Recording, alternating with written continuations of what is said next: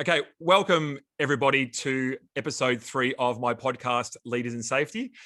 As per the last episode, our theme for the months of June and July is global. I was joined last week by Paul Stevens from Transdev Australasia, who lived and worked in the Middle East with DP World.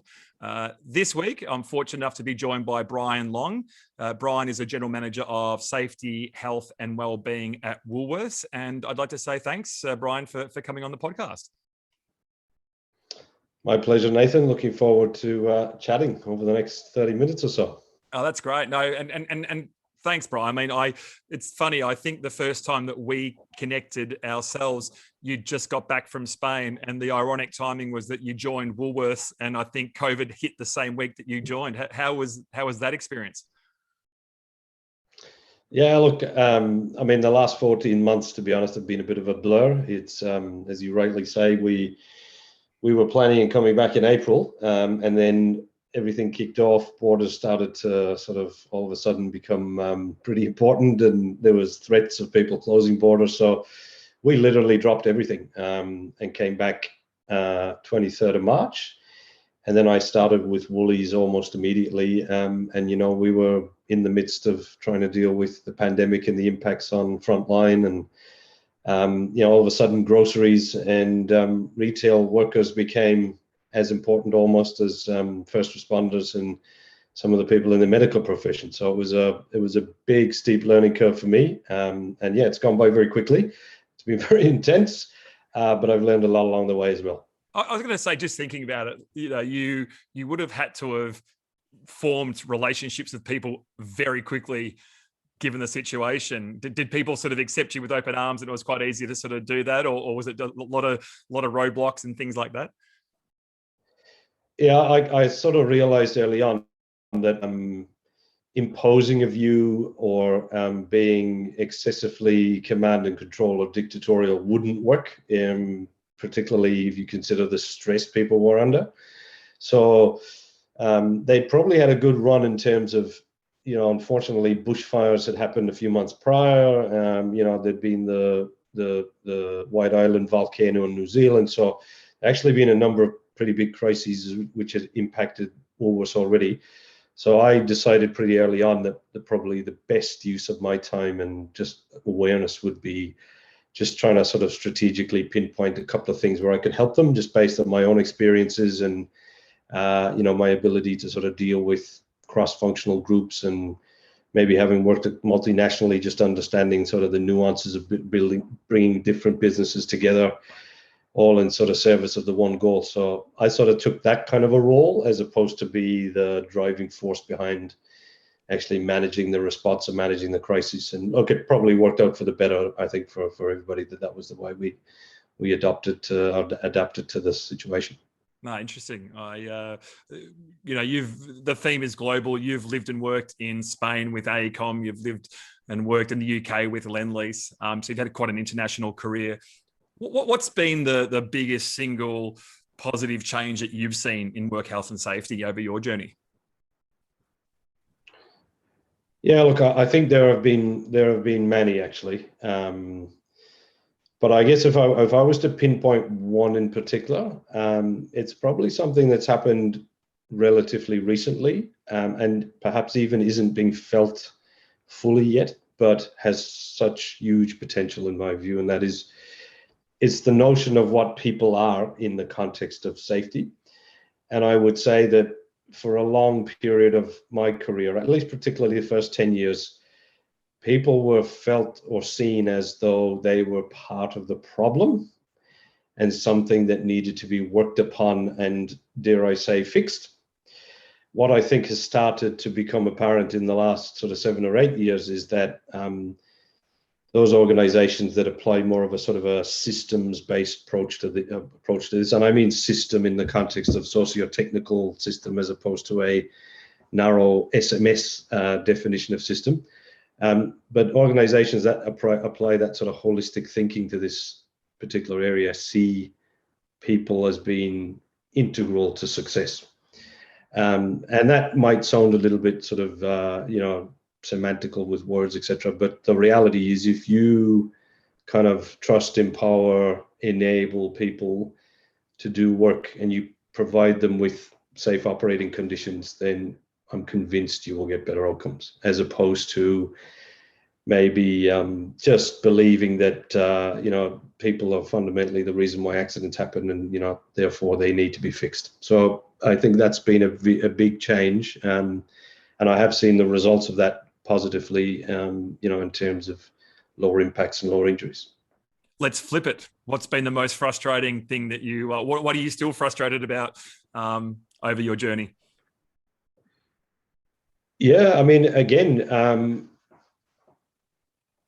probably linked to that, there's still a large cohort of people, even at some senior levels and at very influential levels in organizations, that do take the easy route in terms of, in response to a failure or an event, they just zero in on why the person failed and why was the person, doing what they were doing, or you hear throwaway comments like, if only we could idiot-proof things, or we could get rid of the idiots, then things wouldn't happen. So I think that oversimplistic view of people being the reason why a lot of these things happen is still something that needs to be kind of worked on in a lot of places. The other thing I would say is that, again, perhaps more recently, and disappointingly really for me, safety sort of is starting to become somewhat fractured, and you're starting to see more and more people kind of draw fault lines and suggest that they are new view or old view, or they fundamentally think safety 2 is better than safety 1, or you have to do safety differently because everything else that went before it is wrong. I think that's quite childish and immature. I would say, in defense of the people that have been pushing some of the new view concepts, I don't think it was ever their intention to play one off against the other. But interestingly, in the way that it's been understood and felt, particularly by a lot of people in our profession, unfortunately, that seems to be an unintended consequence of some of the labeling and some of the way things have been badged. So I would think we'd be much better served if we started to sort of be a little bit more open-minded and look across both what's gone before and what could be happening or what can happen with some of these new approaches, and adopt more of a best of breed sort of horses for courses, pull on different things at different times, dependent on the situation somebody finds himself in. So no to fractions, and having people in different camps would be, I think, my primary feedback. No, it's interesting. I see little bits of evidence of that on LinkedIn, that a lot of people post things and have certain ideas, and you get the chat groups happening, and it's interesting to read different threads, and you can certainly see that out there. You also see the opposite of people with the bigger picture thinking, but that's actually really interesting. One of the things that, you don't get to your level at a senior level, GM level, without having built, good teams of people around you. What have been your strategies for attracting, developing, retaining good talent in the safety profession? Yeah, look, again, I don't sort of want this to sound cliched, but I would say being very, very clear as to the why and to the purpose of doing this in the first place is something that, particularly for some of the younger generation, seems to be quite important. So I think, getting people in and kind of entering into a transactional type of discussion with them about, we need to fix this management system, or we need to build these new controls, or we need to improve our policies and procedures. I think the Gen Ys and the Gen Zs, they're looking for more than that. So in terms of nurturing new and exciting young talent, you've got to be able to convey why you would do this, and then how does this fit in the broader sort of, purpose of some of the organizations that, we're fortunate enough to work for. So that's certainly, from an attraction of talent perspective, you've got to be very clear as to why you would do this. And I think that has to be quite altruistic in terms of, it is about caring for people and, sort of having these strong stance in terms of nobody should be hurt really when they come to work in the 21st century. It's quite mind-boggling that, you know, we're even having these debates still. In terms of developing and sustaining talent, I'm a big believer in, if you go to the trouble of finding somebody and that person has the right level of technical capability and credentials, then you shouldn't micromanage them. You shouldn't be sort of, you know, just hovering over their shoulder. There should be a lot of empowerment, giving them opportunities to, you know, develop, take on projects. You give them guidance, a little bit of cajoling. You know, when they need help, be there, but by all means, you know, let them get on with it. So empowerment and believing in people and ensuring that, you know, they kind of loop you in when required, I think has always, you know, traditionally led to kind of having people that work with you and tend to do a good job.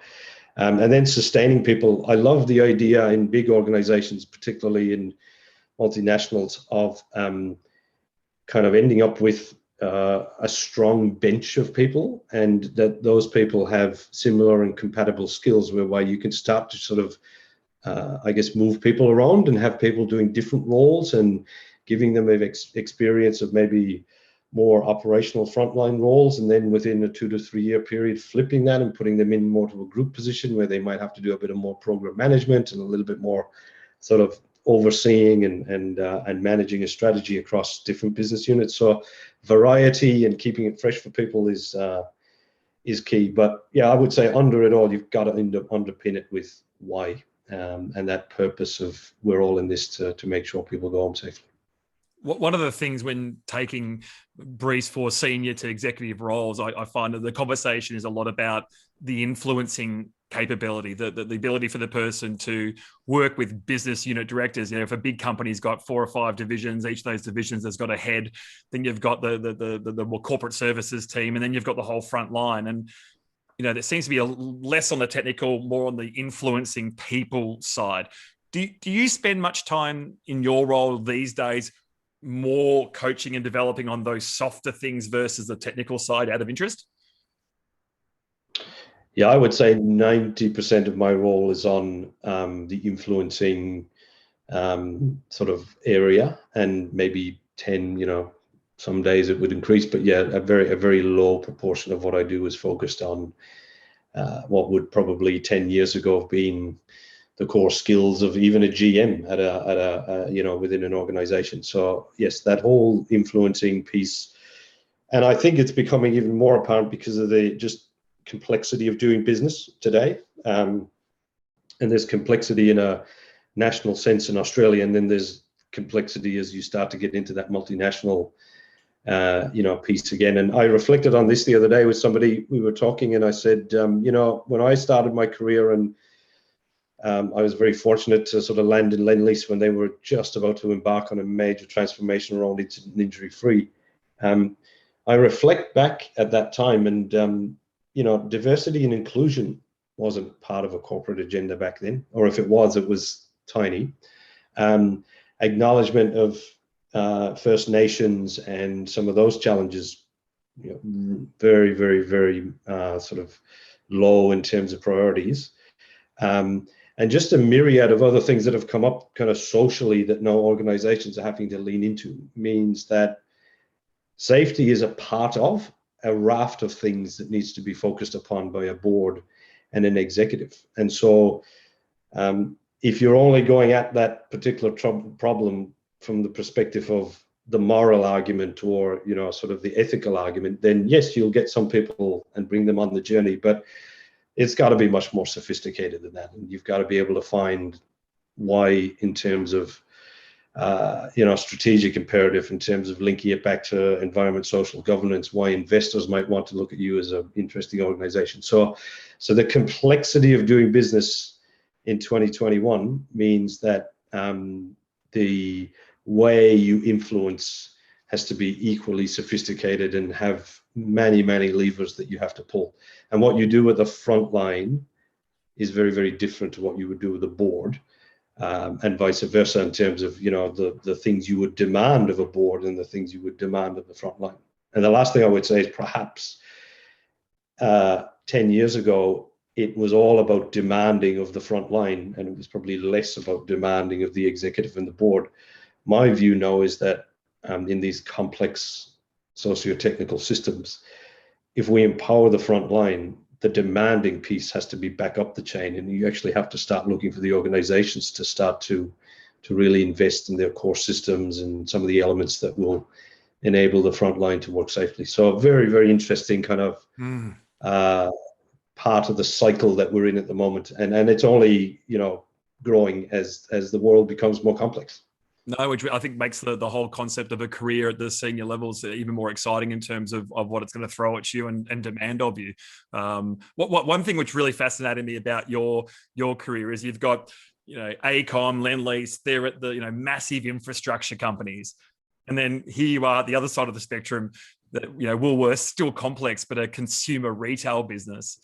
What are the not so obvious differences between the two sides when it comes to health, safety, well-being, maybe how safety is perceived internally? Yeah, I think there's an obvious and a not so obvious, and in a way they're quite interwoven. And what I mean by that is on a kind of a relative level, if you look at a Leandlease or an Acom versus a Woolworths, then you could erroneously say those two organizations are much more high risk than Woolworths, simply because they put big cranes in the air, they build big tall buildings in the middle of cities. Inherently they deal with high risk, things under pressure, energized systems, etc., etc., etc. So on that sort of relative basis, you could say yes, absolutely, these organizations are very different. The interesting thing though is that I think the complexity again of the world and the way that sort of non-traditional high-risk organizations operate in today's complex ecosystem is in itself something that is going to generate more high-risk scenarios for those organizations that on the face of it don't deal with high risk. So what I mean by that fundamentally is that if you take Woolworths today, we are grappling with a societal shift in the way people are much more open in articulating their frustrations, which at times boils over into violence, which means that we are seeing more and more customer aggression incidents happening within our stores. And arguably there is a point in that sort of customer aggression piece where that can tip over into physical violence, and there are even extreme times where that can tip over into extreme violence where you could end up with a fatality. So you sort of look at some of those externalities that exist for a retailer or for organizations that interact with the public or things that are outside of their control. And you look at that and think, my goodness, that's a very interesting risk profile and arguably a quite high risk profile. But people don't think about it like that because they think, oh, well, we're just a retailer, or, we just, sell goods, or we just do these kind of things. And clearly we'd never blow up something, or we'd never have cranes falling over. So it's just an interesting concept of risk and what constitutes high risks. And I think with the changes that are happening in the world, again, with the sort of influx of, I guess, the complexity and what that's making people do, and mental health pressures and all the other pressures that exist, organizations that interact regularly with society, they're actually going to become more and more high risk simply because of the fact that they have to deal with a lot of these things which are fundamentally outside of their control. Just going off piste a little bit, I mean, thinking about the whole COVID experience and how that's changed. I mean, I'm looking at it from the eyes of a shopper going in, the experience of what it's like now to go shopping during COVID. Has there been something that's a positive that's come out of COVID with Woolworths? Has there been something that you have adopted and will continue to adopt going forward that COVID has taught you become a better retailer? Oh, absolutely. I mean, I think the idea, I mean, online, for example, is something that's here to stay, and giving the consumer the choice of being able to shop on their terms. Pre-COVID, it was something that the organization was leaning into heavily. But as a consequence of simply needing to get, basic needs to people in as quick and easy a way possible, within lockdown scenarios, etc., we had to accelerate that. And what it's actually done is it's made us make some really good choices around certain things, and fast track technology, and enabled us to pilot different solutions and different things. So I think the kind of static idea of retail where people went to somewhere to get their goods is changed forever. Yes, Amazon were probably doing it in certain scenarios, but it now feels like including grocery shopping, online, and having that flexible choice is here to stay. Yeah, it's interesting. You've been at Woolworths for, I think it's like 1 year, 3 months or something like that. What's been the most rewarding part of your role since you've come back from overseas and joined Woolies and doing what you do? Oh, look, I think it's probably the same that most people would say, who have been at Woolworths for a while and who embrace the possibility of the organization. I mean, Woolworths is 1% of Australia, so the opportunity to have even the smallest of impact means that you're going to impact 200,000 people, and arguably their families, and people that are linked to those individuals. So the scale of the organization, whilst very challenging, also gives you that opportunity to potentially shape not just the agenda for those people, but fundamentally probably shape a broader agenda for corporate Australia, at least in the retail sector, and arguably beyond. So that's very, very exciting. I would say though it's challenging because of that scale, and baby steps sometimes don't feel as rewarding, but I think it's all quite relative. And there's been some great stuff done on the mental health side in particular, and just in response to the pandemic, where we really doubled down on active care, and giving people the option really 24/7 on demand to get support if and when they need it, no questions asked. And that's something that I perhaps am most proud of in the relatively short period that I've been there. No, thank you, Brian, for that response. So, final question from me: if talking to those people that are currently aspiring to be at your level, they might be in a middle management role. They might be a number 2 or a number 3 in a large organization, maybe a number 2 in a slightly smaller one. What single bit of advice would you give to those people who are wanting to take it to the next level from a career perspective? I think open-mindedness is critical, particularly based on what I said earlier on these factions and the kind of way that people are starting to anchor themselves to different things. I never stop learning, and I never stop engaging with different people to find different insights and different takes on things. So if anybody is keen to keep developing, then I think they really need to sort of be a sponge and listen to different people, read different things, form views with as much insight from different sides of the argument as possible. And then I think they need to be very clear in and around, I guess, their arguments and how they would convey an influence. And it's having enough in your toolkit to be able to, I guess, empower and enable those who are kind of morally and ethically there already. So you just kind of push them and let them go. But it's finding different and more clever ways of getting those that probably do want to do the right thing, but they may be struggling because of organizational trade-offs or just challenges that they're faced with. So trying to be smart and clever in and around how you convey your argument, and practicing that, and just looking for ways to continually fine-tune that, I think.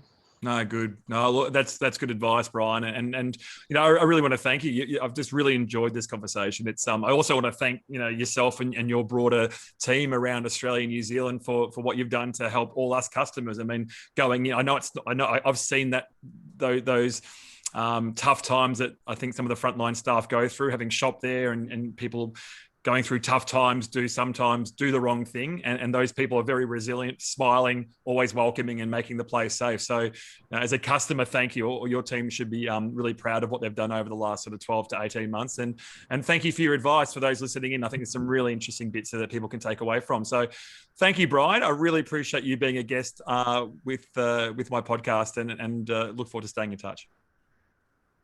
No worries. Thanks, Nathan. A pleasure. Thank you. Thanks, Brian. Cheers.